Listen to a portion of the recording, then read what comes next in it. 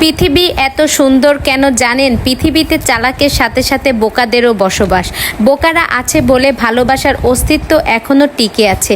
খেয়াল করে দেখলেই বুঝতে পারবেন, চালাকরা ভালোবাসার মাঝেও ফায়দা খোঁজে, আর বোকারা কষ্ট পাবে জেনেও নিঃস্বার্থভাবেই ভালোবাসে। এই জন্য আমি বলবো, অতিরিক্ত কোনো কিছুই ভালো নয়। পরিমিতি জীবনের সৌন্দর্য।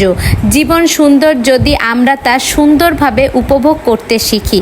কিন্তু দুঃখজনক হলেও সত্যি, আমরা জীবনের ব্যথা ও বিপর্যয় আসে অতিরিক্ত শব্দটির হাত ধরে। অতিরিক্ত ভালোবাসা, অতিরিক্ত বিশ্বাস, অতিরিক্ত সহজলভ্যতা আর অতিরিক্ত উদারতা, এই সব কিছু আমরা এমন এক জায়গায় ঠেলে নিয়ে যাই যেখান থেকে ফিরে আসা কষ্টকর। এই জন্যই আমি বলবো, আপনারা প্রতিটা পদক্ষেপ চিন্তা ভাবনা করে ভেবে চিন্তে নেবেন।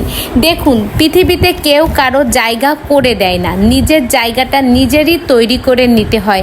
তাই আমরা আমাদের জীবনটাকে এমন সুন্দরভাবে গড়ব যাতে দুনিয়া আখিরাত সব জায়গায় আমরা সম্মানদায়ক হতে পারি। দেখুন, জন্মে মানুষের কোনো হাত থাকে না, কিন্তু কর্মেতে মানুষের হাত আছে।